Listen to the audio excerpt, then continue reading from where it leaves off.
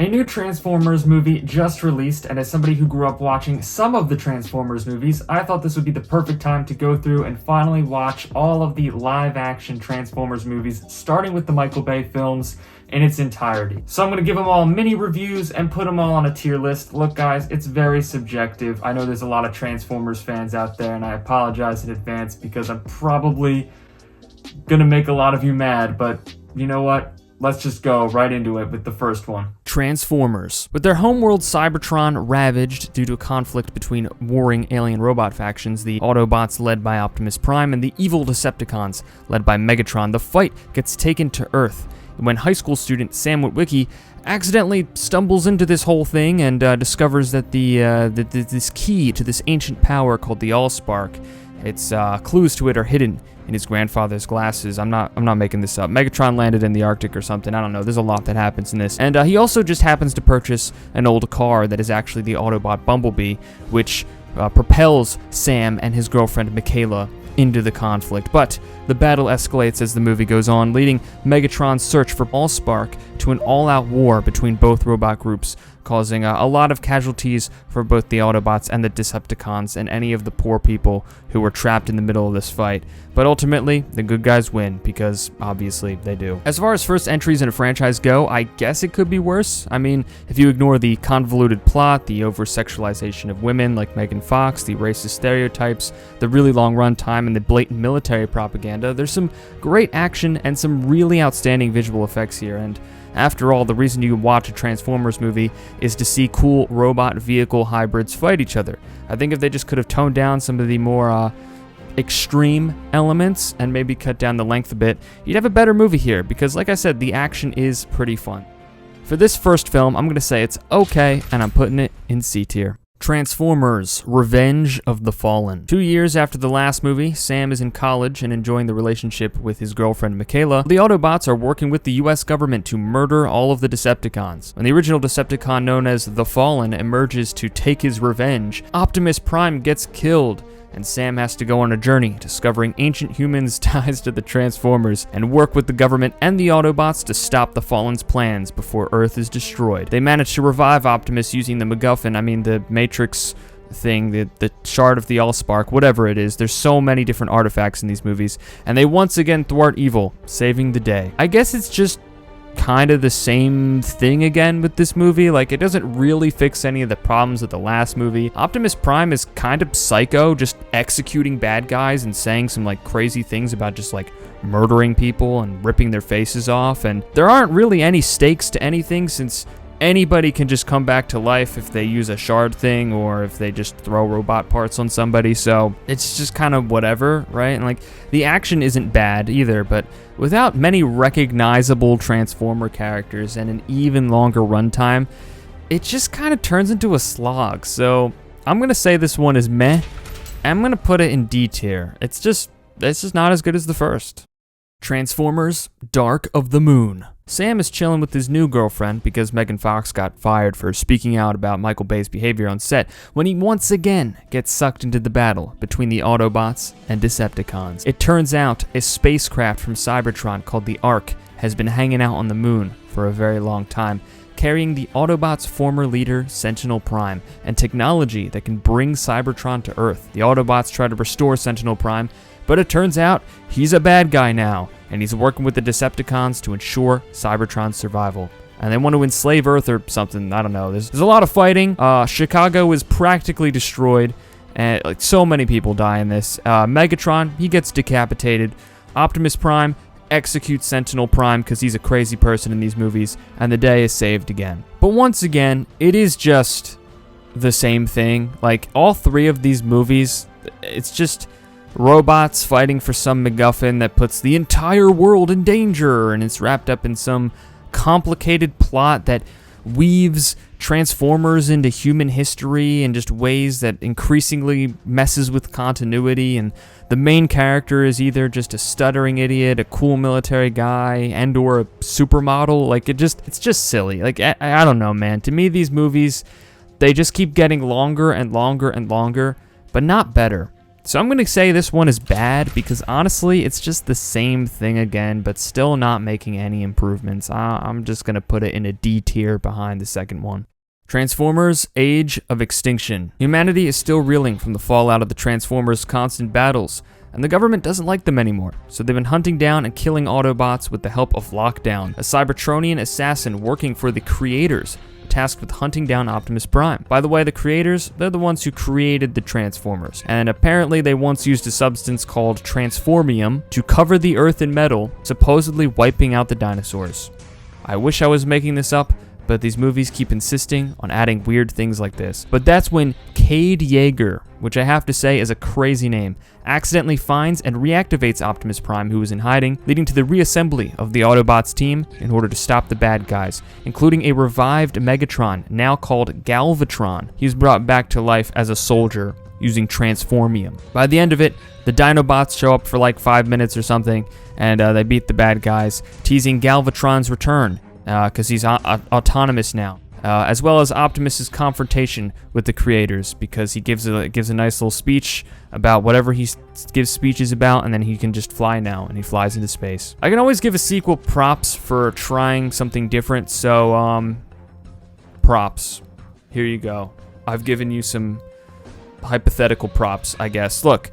They show some other alien stuff, not from Cybertron, not like Transformers related, which is cool. You got a new cast of characters with a lot of great actors and some fun performances, great, except, you know, they still aren't well-written characters, and the movie still has this franchise's signature casual racism and misogyny, this time with Cade Yeager's daughter being a minor, but still sexualizing her. I mean, they literally have a scene explaining why his underage daughter can date an adult man. They also just getting lazier with the transformations, which, by the way, it's called Transformers. You want robots to turn into cars, but now it's just flying cubes and stuff because of the transformium.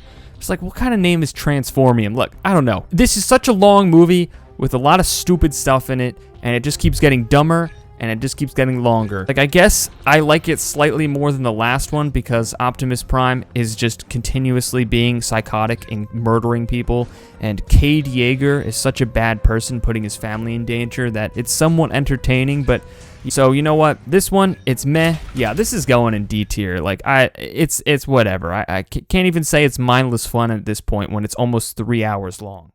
Transformers: The Last Night. To save the world for the upteenth time, it's up to Cade Yeager and historian Vivienne Wembley to uncover secrets of the past, to stop the Decepticons, the supposed creator of Cybertron called Quintessa, and a mind-controlled Optimus Prime from destroying Earth and resurrecting Cybertron in its place.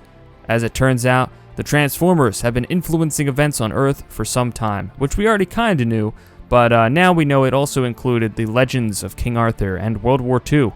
Would you think someone would have pointed out in human history, but who cares? Eventually, they stop the bad guys and save the day, with the Autobots leaving Earth to rebuild Cybertron somewhere else, which I guess the bad guys could have done if they weren't so lazy, but whatever, I don't know. It ends with a cliffhanger, but it didn't even get a sequel, so who cares? I don't know how these plots just keep getting more nonsensical, but here we are. Like, what does the Transformers have to do with either Arthurian legend or World War II? I have no idea, but apparently Michael Bay liked both individual concepts, which they were. They were just random concepts for potential Transformers movies. He liked those ideas so much, he allegedly just decided to include both of them in this movie and all this other stuff.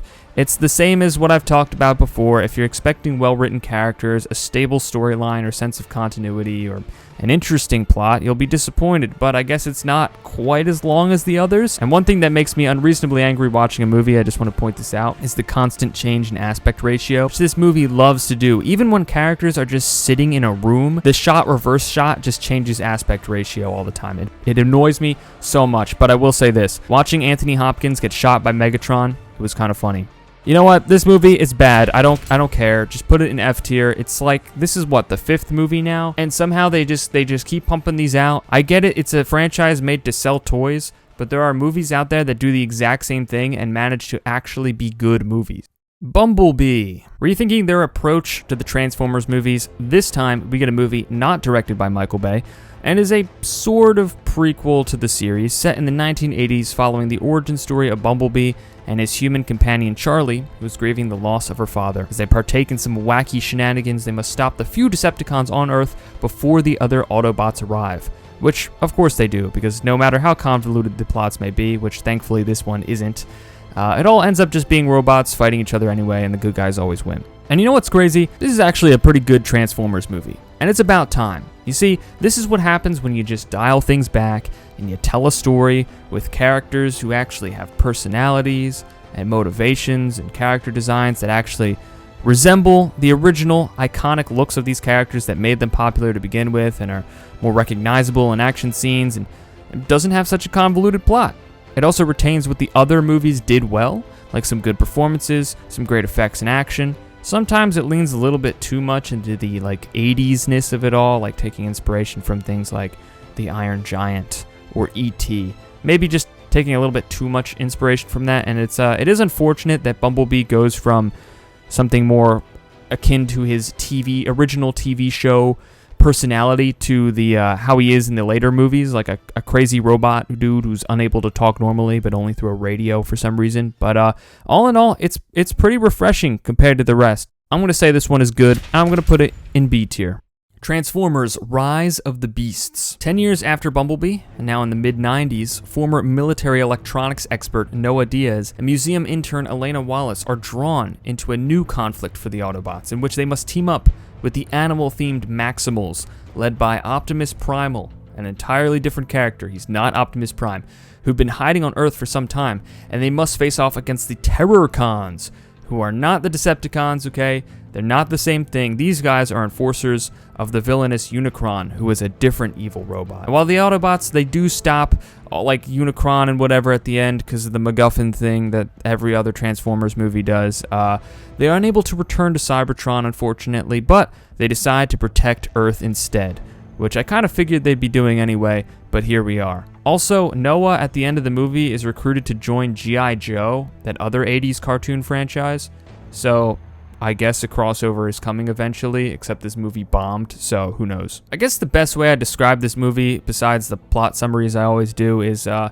it's like the others, but slightly better. Like, you've got human characters who stumble into a conflict between good and evil robots involving a MacGuffin that'll destroy Earth. But in this case, the human characters are a little bit more compelling, the Transformers have some more personality to them, and aren't always psycho-killing machines, except Optimus, who's still kind of crazy, and without any of the creepiness of the Bay films. It's a more endearing take on a series of movies that you've already seen so many of at this point, but it falters a bit because it's still just get the thing to stop the bad guys from getting the thing, and they all punch each other, and that's a very simplistic way of talking about this movie, and you can apply that to so many others, but that really is what all of these Transformers movies boils down to, except Bumblebee. That did something different, so it's okay. It's better than the 2007 one, I'd say, but I think Bumblebee is a bit better, and at least that one isn't just the 7th movie that is exactly the same. I'll put this one in C tier. I don't know. It's all subjective. Who cares? Transformers 1. After 17 years of massive big-budget film releases, they finally decided to do a feature-length animated movie, one that tells the origin story of Optimus Prime, Megatron, Bumblebee, and Alita, among others, covering how they gain their ability to transform, how the Autobot and Decepticon factions form, and how Optimus Prime and Megatron go from being best friends to sworn enemies, even if these character changes are quite abrupt. I like the shorter runtime, but the transformations, could have been a little bit smoother. It's pretty safe to say this is the best one. It's beautifully animated, it's fun even if the humor doesn't always land, but at least it's not at the expense of women or minorities. The story is engaging even if you know pretty much exactly how things are going to play out, which doesn't help considering the trailers give away a lot of this movie. But it doesn't overstay its welcome, and it feels more true to what Transformers actually is in terms of characterizations and designs. And you know what? It has great action like the other movies, but excludes a lot of the unsavory elements that people did not like there. I'm going to say this movie is good, and I'm going to put it in A tier. It's a bit by the numbers, but it's not bad at all, and it's really well animated, so yeah, that's where I'm putting it. And those are my thoughts on the Transformers movies. There's a lot of them. I probably made a lot of you mad, but maybe I didn't. I don't know. Those are my thoughts. If you've got thoughts on the Transformers movies, let me know in the comments below what you think about them, if you agree with me, if you disagree with me. Remember, it's all subjective. These are just my thoughts. It's all opinionated. But whatever your thoughts may be, let me know, and I'll see y'all next time as I do other kinds of videos. But until then, take care.